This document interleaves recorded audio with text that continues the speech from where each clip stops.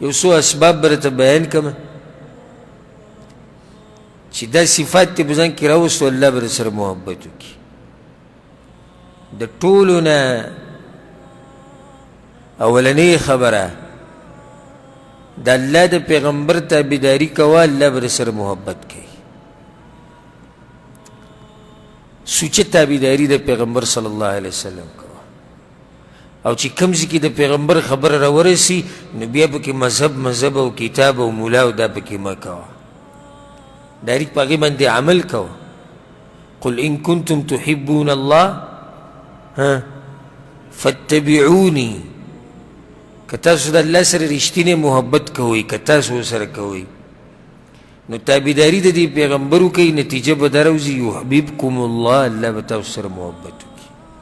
که تاسو دا غواړئ چې الله موږ سره محبت وکړي نو بیا به تاسو دا کار کوئ چې د پیغمبر په نقش قدم به ځئ. دویم د قرآن تلاوت ډیر کول او په قرآن کې سوچ او فکر کول دې انسان سره الله محبت کوي. زه به مختصر ذکر کوم چې وخت ډیر نشته. دریم نفلی منځونه ډیر کول. حدیث کې درجه حدیث قدسی دی، الله سبحانه وتعالی وایي چې کله زما بنده نفلی منځونه ډیر کوي نو زه ورسره محبت کوم. څلورم توبه ویسته د ګناهونو نه.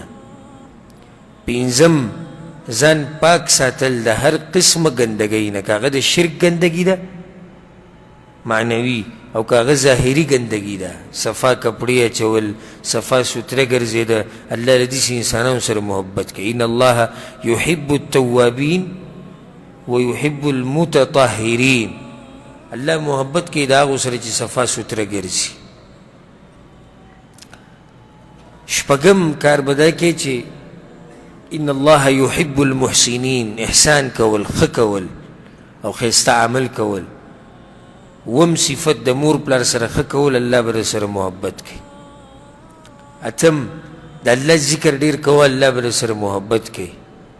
نهم په ځان کې تقوا راول، الله به سره محبت کوي. او لسم او اخرنۍ د الله سره محبت کوه، الله به تا سره محبت کوي. ورسېدی پوه که نه؟